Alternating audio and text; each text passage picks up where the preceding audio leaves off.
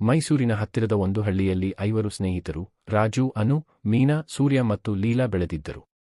ಎಲ್ಲರಿಗೂ ಶಾಲೆಯ ಕಾಲದಿಂದಲೇ ಸ್ನೇಹವಾಗಿತ್ತು. ನಿತ್ಯ ಗೃಹಕಾರ್ಯ, ಹಬ್ಬದ ಸಂಭ್ರಮ, ಕ್ರೀಡೆ, ಅಕ್ಕಪಕ್ಕದ ಜಗಳ ಎಲ್ಲವನ್ನೂ ಅವರು ಹಂಚಿಕೊಂಡಿದ್ದರು. ಒಂದು ದಿನ ಲೀಲಾಳ ಕುಟುಂಬ ಆಕೆಯ ಮದುವೆಗಾಗಿ ನಗರಕ್ಕೆ ಹೋಗಬೇಕಾಯಿತು. ಎಲ್ಲರಿಗೂ ಭಿನ್ನತೆ ಉಂಟಾಯಿತು. ಆದರೂ ಅವರು ವಾರ್ಷಿಕದ ಹಬ್ಬಗಳಲ್ಲಿ ಭೇಟಿ ಮಾಡುತ್ತಿದ್ದರು. ಗಣೇಶ ಚತುರ್ಥಿ, ದೀಪಾವಳಿ, ಯುಗಾದಿ ಹೀಗೆ ಭಾರತೀಯ ಸಂಸ್ಕೃತಿಯ ಹಬ್ಬಗಳಲ್ಲಿ ಭೇಟಿಯಾಗುತ್ತಿದ್ದರು.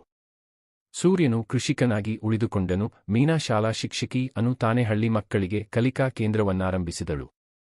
ರಾಜು ಬೆಂಗಳೂರಿಗೆ ಹೋದರೂ ತನ್ನ ಹಳ್ಳಿ ಸ್ನೇಹಿತರನ್ನು ಮರೆಯಲಿಲ್ಲ. ಪ್ರತಿಯೊಂದು ಹಬ್ಬಕ್ಕೂ ಗಿಫ್ಟ್ಗಳೊಂದಿಗೆ ಬರುತ್ತಿದ್ದ. ಇಂದು ಅವರ ಸ್ನೇಹಕ್ಕೆ ವರ್ಷ. ಹಳ್ಳಿಯ ದೇವಾಲಯದ ಹತ್ತಿರ ಪೆಪ್ಪರಿನ ಮರದಡಿಯಲ್ಲಿ ಮತ್ತೆ ಕೂರಿದ್ದಾರೆ. ಚಹಾ, ಚಟ್ನಿ, ನೆನಪುಗಳು ಇವೆಲ್ಲರೂ ತಮ್ಮ ಸಂಸ್ಕೃತಿಯ ಭಾಗವಾಗಿದೆ. ಕಾಲ ಬದಲಾದರೂ ಭಾರತೀಯ ಸಂಸ್ಕೃತಿಯ ಮೌಲ್ಯಗಳು ಮತ್ತು ಸ್ನೇಹದ ತಾತ್ಪರ್ಯ ಎಂದೆಂದಿಗೂ ಉಳಿಯುತ್ತದೆ. ಆ ಸ್ನೇಹದ 25ನೇ ವರ್ಷಾಚರಣೆಯ ಸಂಜೆ ಪೆಪ್ಪರಿನ ಮರದಡಿಯಲ್ಲಿ ಎಲ್ಲರೂ ಹಳೆಯ ದಿನಗಳ ನೆನಪಿನಲ್ಲಿ ತೊಡಗಿದ್ದರು. ಲೀಲಾ, ನಮ್ಮ ಬಾಲ್ಯದ ದಿನಗಳು ಎಷ್ಟು ಸರಳವಾಗಿತ್ತು ಅಲ್ಲವಾ ಅಂದಳು. ಅನು ನಗುತ್ತಾ, ಅದು ಸರಳವಲ್ಲ, ಅದು ಹೆಮ್ಮೆಗೊಳ್ಳುವ ದಿನಗಳು ಎಂದಳು. ಸೂರ್ಯನು ಹಳ್ಳಿ ಅಭಿವೃದ್ಧಿಗಾಗಿ ಕೆಲಸ ಮಾಡುತ್ತಿದ್ದ. ಅವನು ಪುರಸಭೆಯ ಸದಸ್ಯನಾಗಿ ಆಯ್ಕೆಯಾದಾಗ ಸ್ನೇಹಿತರೆಲ್ಲ ಸೇರಿ ಒಂದು ವಿಶೇಷ ಹಬ್ಬವನ್ನು ನಡೆಸಿದ್ದರು. ಗಮ್ಯವಿಲ್ಲದ ನಗು, ತಲೆಕೆಳಗಿನ ತಿನ್ನಾಟ, ಜಾತಿ ಧರ್ಮಗಳನ್ನು ಮರೆತು ಜತೆಗೆ ಬೆಳೆದು ಬಂದ ಸ್ನೇಹ ಇದುವರೆಗೂ ಜೀವಂತವಾಗಿತ್ತು.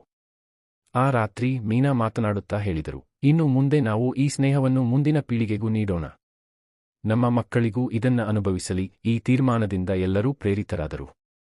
ಅವರು ಊರಿನ ಶಾಲೆಗೆ ಸ್ನೇಹ ಸ್ಮಾರಕ ಗ್ರಂಥಾಲಯ ಇವನ್ನು ಸ್ಥಾಪಿಸಲು ನಿಗ್ಧವಾದರು. ಪ್ರತಿಯೊಬ್ಬರೂ ತಮ್ಮ ಭಾಗದಿಂದ ಪುಸ್ತಕ, ಸಾಮಗ್ರಿ ಮತ್ತು ಸಮಯ ಕೊಡುವುದಾಗಿ ವಾಗ್ದಾನಿಸಿದರು. ಹೆಚ್ಚು ಹಣವಿಲ್ಲದಿದ್ದರೂ ಅವರ ಹೃದಯ ಶ್ರೀಮಂತವಾಗಿತ್ತು.